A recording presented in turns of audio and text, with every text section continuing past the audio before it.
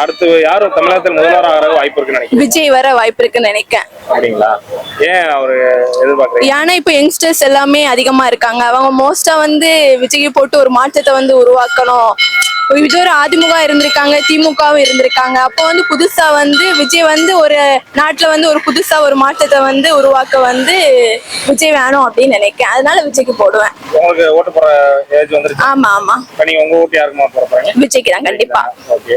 இப்போ விஜய் தனியா நல்லா இருக்குன்றீங்களா, யார் கூடயே கூட்டணி போய் சேர்ந்து தனியா இருந்தாலும் அவருக்கு தனியா நின்று நான் ஜெயிக்க அவருக்கு ஓகே தான், கெப்பாசிட்டி இருக்கு. Okay, thank you. தேங்க்யூ. இந்த வாட்டி விஜய்க்கு இருக்குன்னு தோணுது எனக்கு. ஏன்னா அவருக்கு ரசிகர் மன்றம் அதிகம்ல, அதனால கண்டிப்பா அவர் வருவார், வரணும்னு எனக்கு ஆசை. நல்லது பண்ணுவாருன்னு ஒரு நம்பிக்கை இருக்கு. கலைஞர் அதுக்கு நல்லது பண்ணாம இல்ல, இந்த ஆட்சி நல்லது பண்ணியிருக்காங்க. இருந்தாலும் விஜய் இருந்தா இன்னும் பெனிஃபிட்டா இருக்கும்னு தோணுது. தனியா இருந்தா தான் நல்லா இருக்கும் தோணுது. ரொம்ப பிடிக்கும். அவரு நல்லா ஆக்ட் பண்ணுவாரு, அதனால பிடிக்கும். நல்லவரும் கூட. ஒருத்தங்க நடிக்கிறத வச்சே கண்டுபிடிச்சிடலாம்ல, அதனாலதான் கண்டிப்பா விஜய்க்கு தான் போடுவோம். நான் எனக்கு பொறுத்த வரைக்கும் விஜய் தான் வந்துகிட்டு இருக்குன்னு சொல்லுவாங்க. ஆமா, நான் போடுறது முதல் ஓட்டு விஜய்க்கு தான் போடுவேன். விஜய் தான். எதுக்கே விஜய் போடுறீங்க? விஜய் ரசிகர் அதனால ரசிகர் மன்றம் மாதிரி வச்சிருக்கேன். அதனால விஜய் எனக்கு பிடிக்கும், ரொம்ப பிடிக்கும். அதனால விஜய் ரசிகர் தான் போட போறேன். விஜய் வந்தா நல்லா இருக்கும்னு நினைக்கிறேன். ஆமா, கண்டிப்பா அவங்க வரணும்னு நினைக்கிறேன். ஏன்னா அவங்க இப்போ இல்லை நான் பண்றேன், இது உங்களுக்கு இல்லை மக்கள் செய்யணும் அப்படின்னு நினைக்கிற போது நமக்கு ஒரு சந்தோஷமா இருக்கு. அதனால அவர் வந்தா நல்லா இருக்கும். என்னோட மனசுல அதான் இருக்கு, அவ்வளவுதான். சரிம்மா, இப்ப அவர் தனியா வந்தா பாதி பேர் என்ன சொல்றாங்க, அவர் எம்ஜிஆர் மாதிரி யாரும் வெற்றி பெற முடியாதுன்றாங்க. அவர் தனியா வந்தா நல்லா இருக்குமா, யாரு கூட கூட்டணி வச்சாங்கன்னா நல்லா இருக்கும்?